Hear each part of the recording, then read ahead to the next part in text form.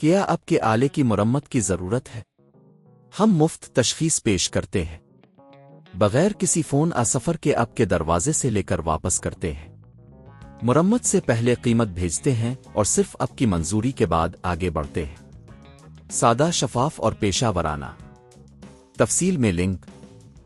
کے 140 پینڈنٹ کے نہ چلنے کے مسئلے کو حل کرنے کے لیے ہمیں پہلے کچھ بنیادی چیزوں کی جانچ کرنی ہوگی۔ پہلا قدم، بجلی کی جانچ۔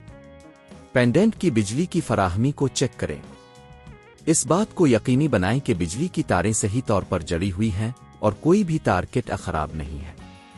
اگر بجلی کی فراہمی میں کوئی مسئلہ ہے تو اسے درست کریں۔ دوسرا قدم، بیٹری کی حالت۔ اگر آپ کا پینڈنٹ بیٹری سے چلتا ہے تو بیٹری کی حالت کو چیک کریں۔ کبھی کبھی کمزور خراب بیٹری کی وجہ سے مشین نہیں چلتی۔ اگر بیٹری کمزور ہے تو اسے تبدیل کریں۔ تیسرا قدم، سوئچ چیک کریں۔ پینڈنٹ کے سوئچ کو چیک کریں۔ کبھی کبھی سوئچ میں خرابی کی وجہ سے بھی یہ مسئلہ پیش آتا ہے۔ سوئچ کو ہلکا سا کھول کر اندر کی حالت کو دیکھیں، اگر کچھ خراب نظر آئے تو اسے تبدیل کریں۔ چوتھا قدم، موٹر کی جانچ۔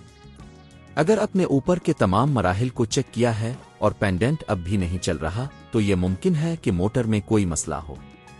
موٹر کے وائرنگ کو چیک کریں اور یہ دیکھیں کہ کیا کوئی تار کٹی ہوئی یا ٹوٹ گئی ہے۔ پانچواں قدم، اندرونی اجزاء کی جانچ۔ موٹر کے اندرونی اجزاء میں کسی بھی قسم کی خرابی کی صورت میں آپ کو اسے مکمل طور پر کھول کر چیک کرنا ہوگا۔ اگر آپ کو مسئلہ نظر آتا ہے تو آپ کسی ماہر کی مدد لے سکتے ہیں۔ یہ تمام مراحل آپ کو مدد فراہم کریں گے تاکہ آپ اپنے کے 140 پینڈنٹ کو دوبارہ چلانے کے قابل بن سکیں۔ اگر آپ کو لگتا ہے کہ یہ کام آپ کے بس کا نہیں ہے تو بہتر ہے کہ کسی ماہر سے رابطہ کریں۔ گھر پر مرمت کرنے کی کوشش سے پہلے آپ کو یہ سمجھنا ہوگا کہ اگر آپ کو کسی ماہر کی خدمات حاصل کرنی پڑیں تو اس کا خرچ تقریباً 2000 سے 5000 روپے ہو سکتا ہے۔ یہ آپ کے علاقے اور مسئلے کی شدت پر منحصر ہے۔ کیا آپ کے آلے کی مرمت کی ضرورت ہے؟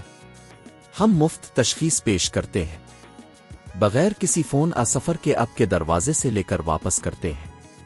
مرمت سے پہلے قیمت بھیجتے ہیں اور صرف آپ کی منظوری کے بعد آگے بڑھتے ہیں۔ سادہ، شفاف اور پیشہ ورانہ۔ تفصیل میں لنک۔